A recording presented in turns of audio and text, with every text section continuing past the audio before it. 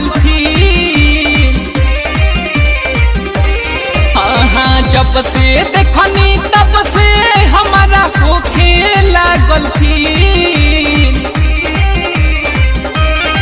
हमारा पियर फराक वाली लेके गइल बिया दिल। हमारा पियर फराक वाली लेके गइल बिया दिल।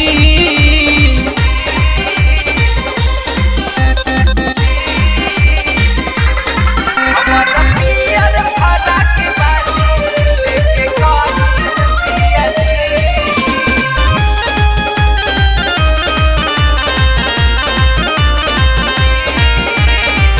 हिरनी जैसन चाल उनकर 16 के उमरिया। बड़ी तगबाज बाटे कातिल नजरिया। हाँ हाँ हिरनी जैसन चाल उनकर 16 के उमरिया। बड़ी तगबाज बाटे कातिल नजरिया। ऐसन सुघराई गईनी लो भाई जान मारे गलिया के तीर।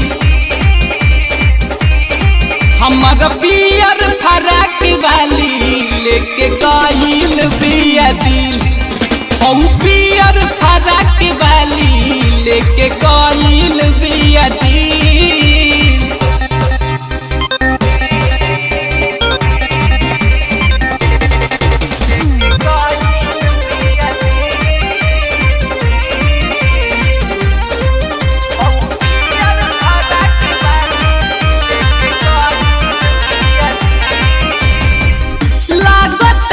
उतरल बारी परी आसमान से हमरे ला बनवले बारे कहीं भगवान से।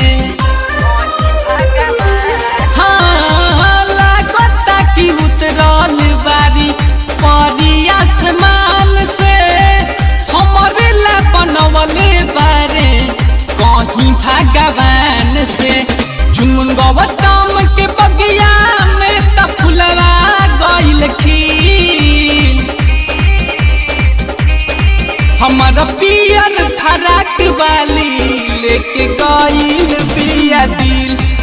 हौ पियर फराक वाली लेके गइल बिया दिल। जब से देखनी तब से हमारा होखे लागल फील। हमारा पियर फराक वाली लेके गइल बिया दिल। हमारा पियर फराक वाली लेके गइल बिया दिल। माही डिजिटल रिकॉर्डिंग स्टूडियो छपरा।